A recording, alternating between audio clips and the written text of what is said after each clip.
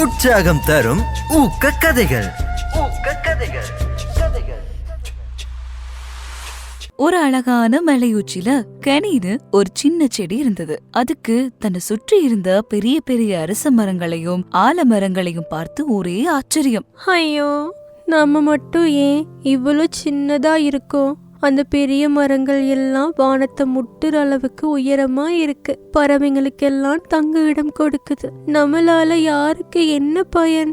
இப்படின்னு கனி மனசுக்குள்ள வருத்தப்பட்டுக்கிட்டே இருந்தது. அப்போ வானத்துல இருந்து முகில்னு ஒரு குட்டி மேகம் மெதுவா மிதந்து வந்தது. அந்த மேகமும் பாக்குறதுக்கு ரொம்ப கவலையா இருந்தது. ஏன் முகில், நீ கவலையா இருக்க?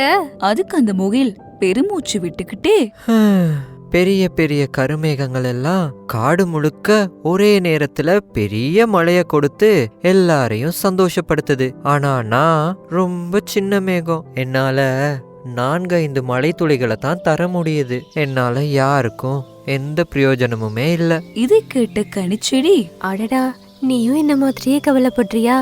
இப்படி யோசிச்சது. திடீர்னு அன்னைக்கு ஒரு நாள் வெயில் ரொம்ப அதிகமாச்சு. கனிச்செடியோட இலைகள் எல்லாம் வாடி தாகத்தால வதங்க ஆரம்பிச்சது. அதை பார்த்த குட்டி மேக முகில், ஐயோ, என்னோட நண்பி தாகத்தால கஷ்டப்படுறாளே. இப்படி யோசிச்சு உடனே கனிச்செடிக்கு மேல போய் நின்னுக்குச்சு. முகில் தன்னோட உடம்புல இருந்த குளிர்ந்த மழை துளிகளை சொட்டு சொட்டா கனி மேல பொழிந்தது. அந்த குளிர்ந்த சின்ன மழை துளிகளை வாங்கிக்கிட்ட கனிச்செடி புது தெம்போடு நிமிர்ந்து நின்னுச்சு. அது மட்டுமே இல்லாம முகில் நிழல் தந்ததால வெயிலோட தாக்கமும் குறைஞ்சது. அதுக்கு பிறகு கனிச்செடி சிரிச்சுக்கிட்டே, ரொம்ப நன்றி முகில். அந்த பெரிய மேகங்கள் கொடுத்த மழை எல்லாம் இந்த மலை அடிவாரத்துக்கு தான் போச்சு. ஆனா நீ கொடுத்த உன்னோட மழை துளிகள் தான் என்னோட உயிரையே காப்பாத்துச்சு. இப்படி சொன்னது.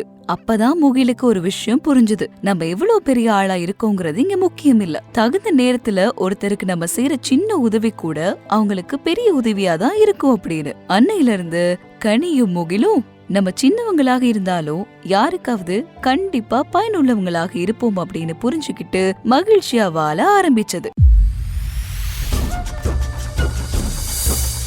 உற்சாகம் தரும் ஊக்க கதைகள்.